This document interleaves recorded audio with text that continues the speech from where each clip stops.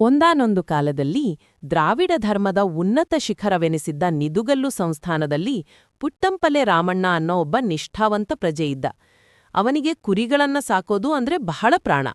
ಸಂಸ್ಥಾನದ ಕರಭಾರಕ್ಕೆ ಹೆದರಿ ತನ್ನ ಕುರಿಮಂದೆಯನ್ನ ಹೊಡ್ಕೊಂಡು ಸಿದ್ಧರ ನೆಲವೀಡಾದ ಮದಕರಿ ನಾಯಕ ಸಂಸ್ಥಾನಕ್ಕೆ ಸೇರಿದ ವೇದಾವತಿ ನದಿಯ ದಡಕ್ಕೆ ಬಂದು ನೆಲೆಸಿದ. ಆ ಜಾಗವನ್ನೇ ಇವತ್ತು ನಾವು ಗೊರ್ಲತ್ತು ಅಂತ ಕರಿತೀವಿ. ತೆಲುಗಿನಲ್ಲಿ ಗೊರ್ಲಾ ಅಂದ್ರೆ ಕುರಿ ಅಂತ ಅರ್ಥ. ಹಳ್ಳಿಯಲ್ಲಿ ಕುರಿಗಳನ್ನ ಸಾಕ್ತಾ ಹೆಂಡತಿ ಚಿತ್ರಮ್ಮನ ಜೊತೆ ಸುಖವಾಗಿ ಕಾಲ ಕಳೀತಿದ್ದ.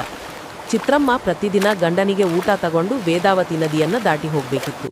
ಹಾಗೆ ಹೋಗುವಾಗ ಒಂದು ದೊಡ್ಡ ಕರಿಯ ಬಂಡೆ ಹತ್ರ ಒಂದು ಶಬ್ದ ಕೇಳ್ತು. ನಾನು ಬರುತ್ತೇನೆ ಅಂತ. ಚಿತ್ರಮ್ಮ ಹೆದರಿ ಗಂಡನಿಗೆ ವಿಷಯ ಹೇಳಿದ್ಲು. ರಾಮಣ್ಣ ಧೈರ್ಯಶಾಲಿ, ಹೆಂಡತಿಯನ್ನ ಕರ್ಕೊಂಡು ಬಂಡೆ ಹತ್ರ ಬಂದ.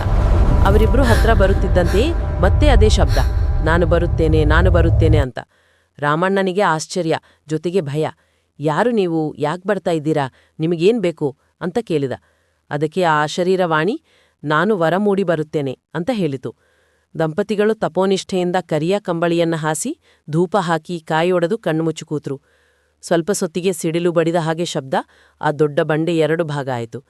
ಅದರಿಂದ ಒಂದು ಚಕ್ರದಂತಹ ಶಿಲೆ ಹೊರಬಂದು ಕಂಬಳಿಯ ಮೇಲೆ ಕೂರೋದನ್ನ ಕಂಡ್ರು. ಆ ಶಿಲಾಮೂರ್ತಿ ಹೇಳಿತು, ಇನ್ನೂ ಕಣ್ಣು ತೆರೆಯಿರಿ ಅಂತ. ದಂಪತಿಗಳು ಕಣ್ಣು ತೆರೆದು ನೋಡಿದಾಗ ಜಗನ್ಮಾತೆ ಆದಿಶಕ್ತಿಯನ್ನ ಕಂಡ್ರು. ಆನಂದದಿಂದ ಶಿರಸಾಷ್ಟಾಂಗ ನಮಸ್ಕಾರ ಮಾಡಿದ್ರು. ಆ ದೇವಿಯೇ ಗೊರ್ಲತ್ತಿನ ಆದಿಶಕ್ತಿ ಮಾರಮ್ಮ ದೇವಿ. ಇಷ್ಟವಾಯ್ತಾ ಈ ಕಥೆ? ಇದರ ಬಗ್ಗೆ ಇನ್ನೇನಾದ್ರೂ ಕೇಳ್ಬೇಕಾ?